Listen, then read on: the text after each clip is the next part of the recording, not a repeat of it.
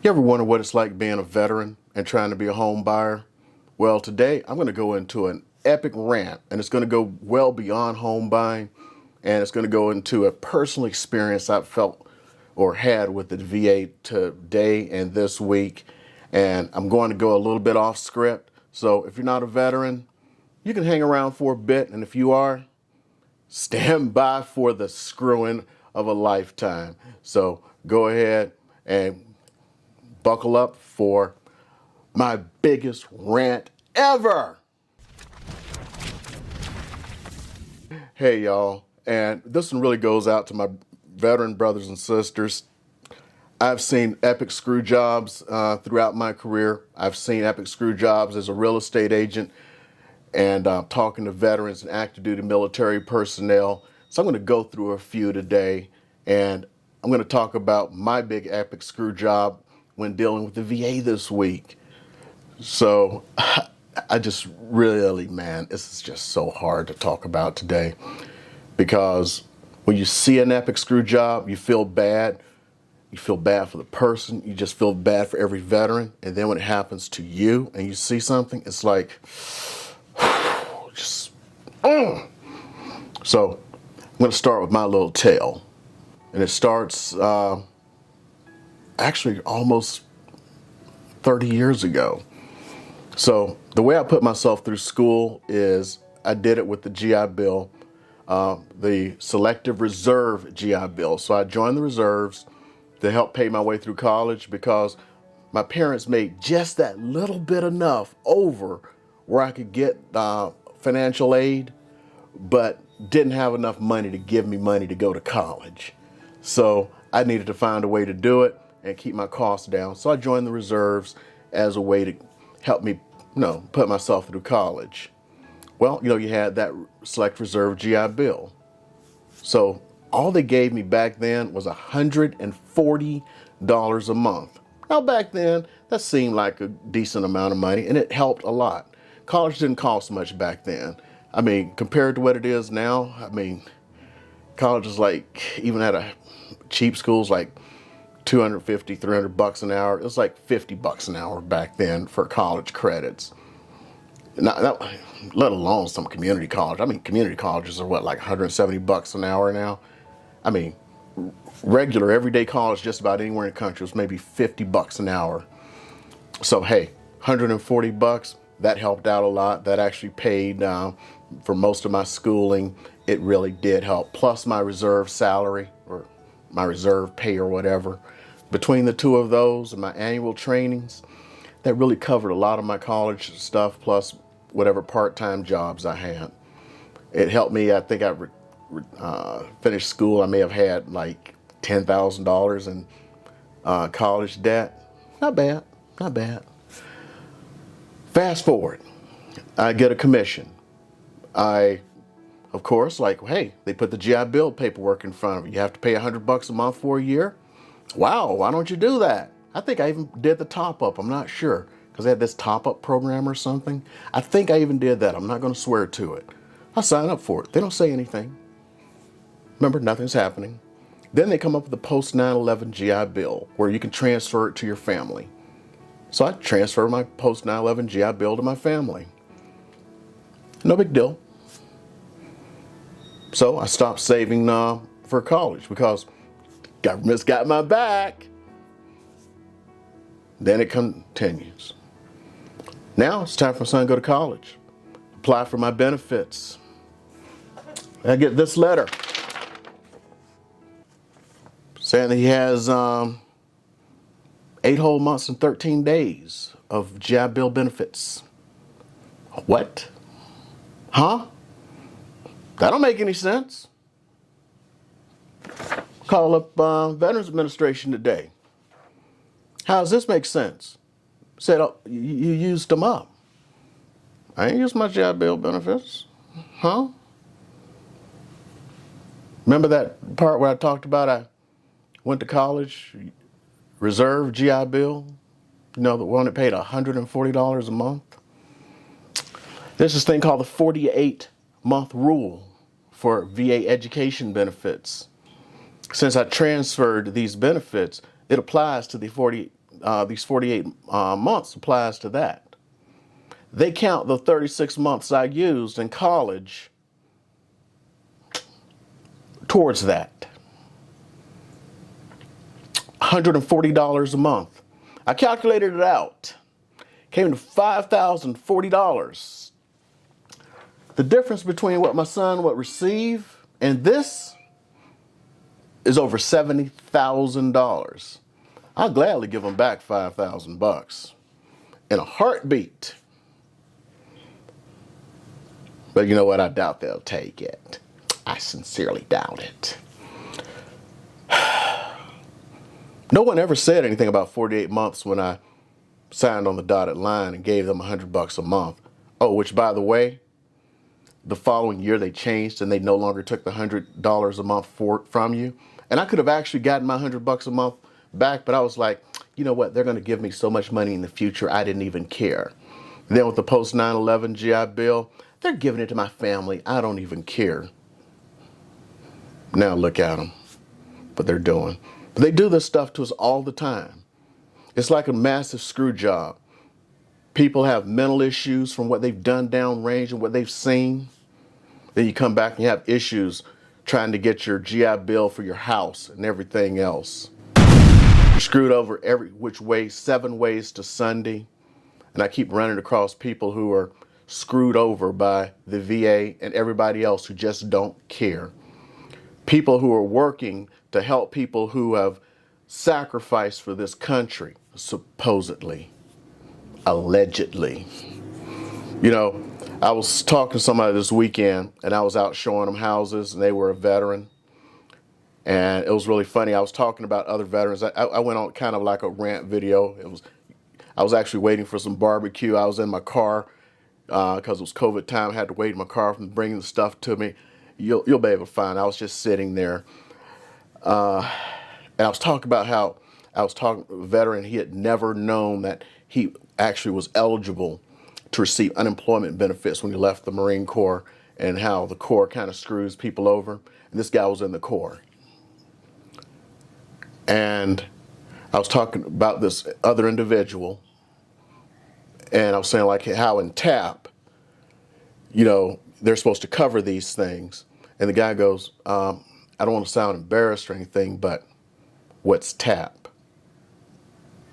And I said, you know, the Transition Assistance Program, you know, where they tell you everything you're supposed to do and all your benefits, blah, blah, blah. You know, from when you leave the service. And he's like, you mean that like 1 or 2 hour thing they gave me when I got out of the Corps? Like, he was like, I guess in the Air Force they gave you something different. He's like, yeah, it was 8 hours a day for 1 solid week where we went through everything. So, yeah, differences in services and all. Take care of yourself.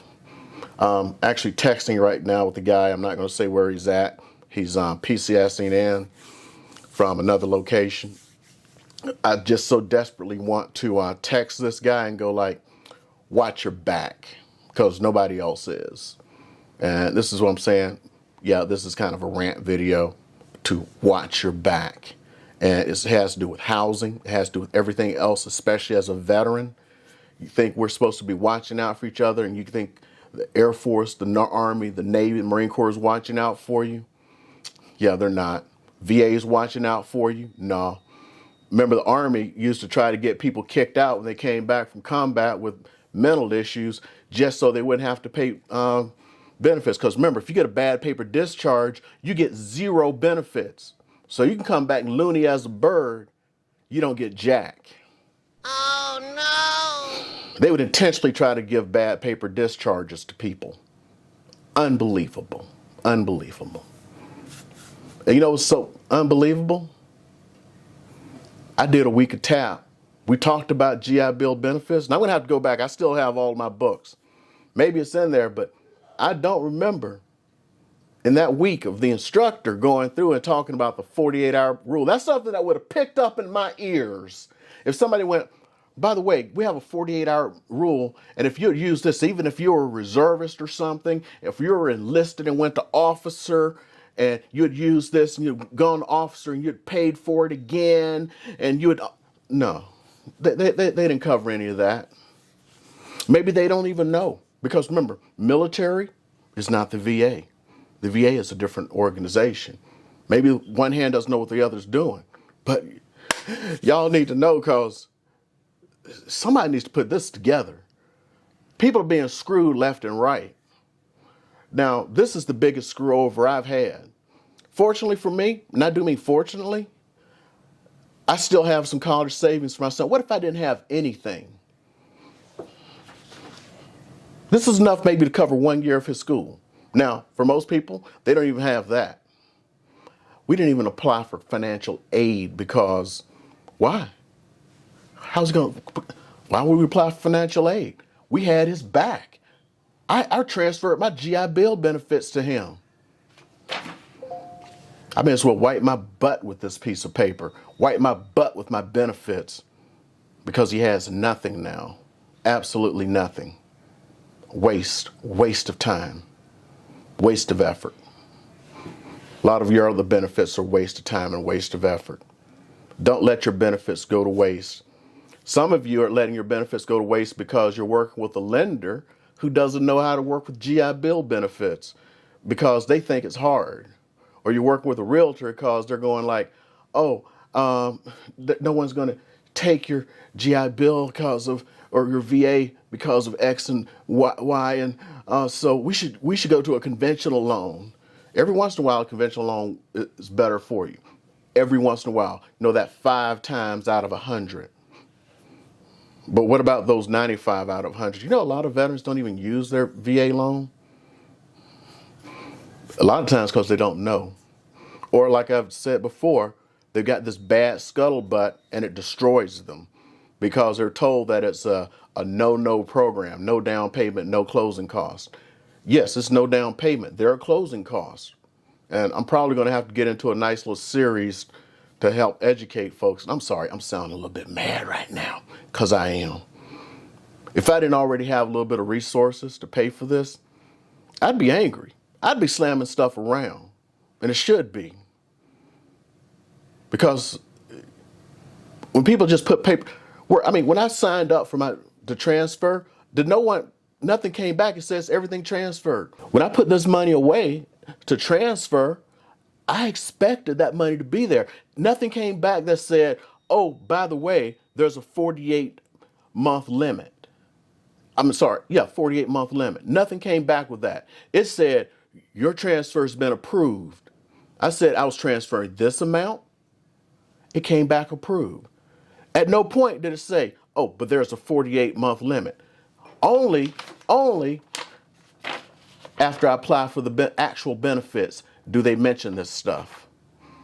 10 years and 3 months after I transferred the benefits to my family. Almost reminds me of one case of a guy, he transferred the benefits to his family and we had a pilot shortage. We still have a pilot shortage.